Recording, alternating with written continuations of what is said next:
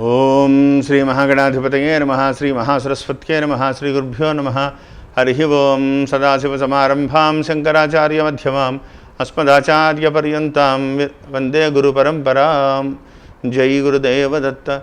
పరమేశ్వర స్వరూపమైనటువంటి సృష్టికి నమస్కారాలు చేస్తూ సెప్టెంబర్ 1వ తారీఖు నుండి అక్టోబర్ 1వ తారీఖు వరకు గల కుంభరాశి వారికి సెప్టెంబర్ నెల మాస ఫలితాలు ఏ విధంగా ఉంటాయో మీకు నేను తెలియజేస్తాను. కుంభరాశిలో ధనిష్ఠ నక్షత్రంలో జన్మించినటువంటి 3-4 పాదాలు, శతభిష నక్షత్రంలో ఉన్నటువంటి 4 పాదాలు, పూర్వాభాద్ర నక్షత్రంలో ఉన్నటువంటి 1, 2, 3 పాదాలు కలిపి కుంభరాశిగా తెలియజేయబడుతోంది. కుంభరాశి వారికి ప్రారంభములుగా అయితే లాభమందు ఉన్నటువంటి గురుడు, లాభమందు ఉన్నటువంటి కేతువు 23వ తారీఖు వరకు, తర్వాత 3వ స్థానంలో ఆగస్టు 17వ తారీఖున మారినటువంటి కుజుడు 3వ స్థానంలో మంచి యోగదాయకంగా ఉన్నారు. 7వ స్థానమందు రవి, సెప్టెంబర్ 17వ తారీఖు వరకు 7వ స్థానమందు రవి, వ్యయస్థానమందు ఉన్నటువంటి శనైశ్వరుడు ప్రధానమైనటువంటి ఫలితాలన్నీ కూడా నిర్దేశింపబడుతున్నాయి. 3వ స్థానంలో ఉన్నటువంటి కుజుని యొక్క స్థితి అద్భుతంగా ఉంది. మీ యొక్క కష్టాన్ని, మీ యొక్క టాలెంట్ను బయటికి తీసుకువచ్చేటువంటి అవకాశం చాలా ఎక్కువగా ఉంది. కష్టపడిన వాళ్ళకి ఫలితం ఖచ్చితంగా దొరుకుతుంది. 7వ స్థానంలో ఉన్నటువంటి రవి అకాల భోజనము, తిప్పట, ప్రతి వ్యవహారానికి చిన్న పనికి కూడా ఎక్కువ కష్టపడవలసినటువంటి పరిస్థితి. కాబట్టి ఆలోచనాపూర్వకంగా ముందుకు వెళ్ళండి, విజయాన్ని సాధిస్తారు. అదే సమయంలో 5వ స్థానంలో ఉన్నటువంటి రాహువు నెలాఖరు 23వ తారీఖున అర్ధాష్టమ రాహువుగా మారబోతున్నారు. కాబట్టి కొంత ఉదర సంబంధంగా ఉండేలా, శిరో సంబంధంగా అనారోగ్య సూచనలు కనపడుతున్నాయి. రాహువు మారిన తర్వాత కొన్ని ముఖ్యమైనటువంటి ప్రధానమైనటువంటి పరిస్థితులన్నీ కూడా జాగ్రత్తగా ఉండాలి. సప్తమంలో ఉన్నటువంటి రవి ప్రతి చిన్న విషయానికి కోపాన్ని ఇస్తూ ఉంటాడు. తిప్పట, ఆవేశం, అలసట, చిన్న పని చేసినా అలసిపోవడం, ఇవన్నీ చేస్తూ ఉంటారు. కానీ లాభమందు ఉన్నటువంటి గురుడు ఆ రవిని చూడడం కొంత మీకు ధైర్యాన్ని, సాహసాన్ని, విజయావకాశాన్ని ఇవన్నీ కూడా చేరుస్తాయి. టెక్నికల్ రంగంలో ఉండేటువంటి వాళ్ళకి, సాఫ్ట్వేర్ రంగంలో కానీ, డిజైనింగ్ రంగంలో కానీ, టెక్నికల్ రంగంలో ఉండేటువంటి వాళ్ళకి మాత్రం మంచి అవకాశాలు కలిసి వస్తాయి. తృతీయ స్థానంలో ఉన్నటువంటి కుజుణ్ణి లాభమందు ఉన్నటువంటి గురుడు చూడడం ఒక అద్వితీయమైన యోగంగా చెప్పుకోవచ్చు. అవన్నీ కూడా మంచి శుభ పరిణామాలు, శుభయోగాలనే చెప్పాలి. కలిసి వస్తాయి. కానీ ఆలోచన, సహనం చాలా అవసరమవుతుంది. దానివల్ల మీకు ఎంతో నేర్చుకోగలుగుతారు. ఎదుటి వ్యక్తుల యొక్క మనస్సును కూడా మీరు పసిగట్టగలుగుతారు.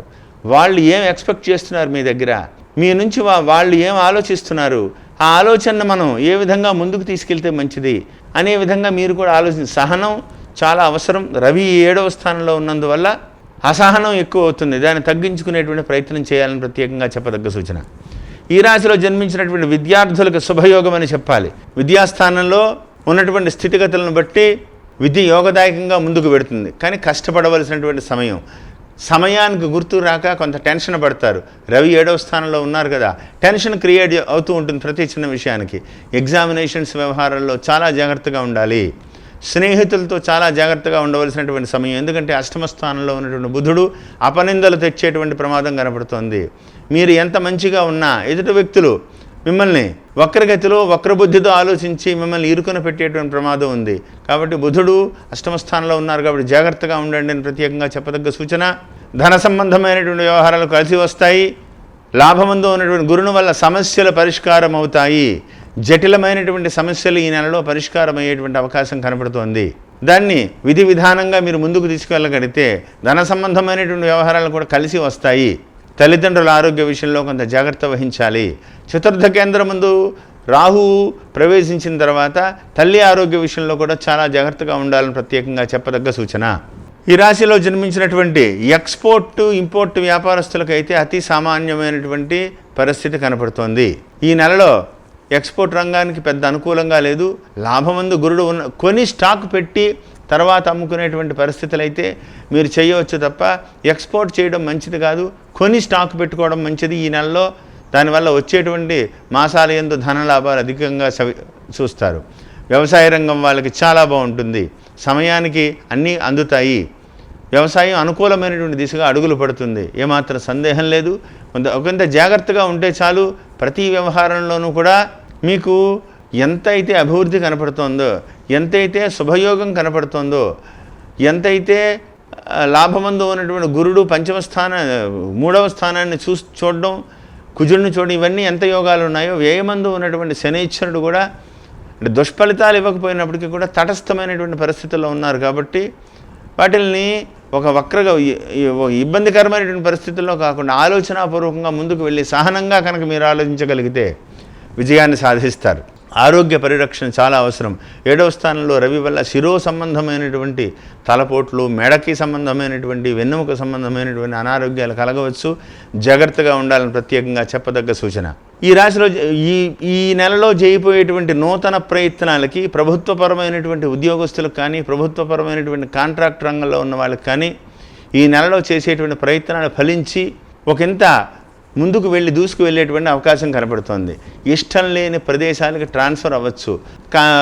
ఆ ప్రదేశం లేదా ఇష్టం లేని పని చేయమని మీతో బలవంతంగా చేయించేటువంటి అవకాశం కనపడుతోంది. దానివల్ల అసహనానికి లోనవుతారు.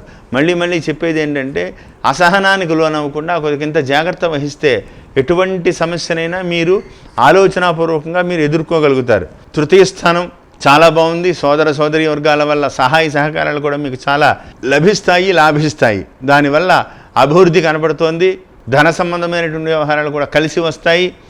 ఎక్స్పోర్ట్ రంగం బిల్డర్స్కి లేదా భూ సంబంధమైనటువంటి స్థలాలు కొనడం అమ్మడం చేసే వాళ్ళకి మాత్రం ఈ నెలలో లాభాలు చవిచూస్తారు, కలిసి వస్తాయి, ఏమాత్రం సందేహం లేదు. అంతేకాకుండా మాతృ సంబంధమైనటువంటి వర్గాల ద్వారా మీకు అంటే చతుర్థంలోకి రాహువు సంచారం తర్వాత మాతృ సంబంధమైనటువంటి వర్గాలకి అనారోగ్య సూచనలు కనపడుతున్నాయి. ఆ విషయంలో ఒకంత జాగ్రత్త వహించాలని ప్రత్యేకంగా చెప్పదగ్గ సూచన. అనవసరమైనటువంటి వ్యవహారాల్లో తలదూర్చొద్దు. అనవసరంగా ఎదురు వ్యక్తులకు సలహా ఇచ్చేటువంటి ప్రయత్నం కూడా చేయొద్దు.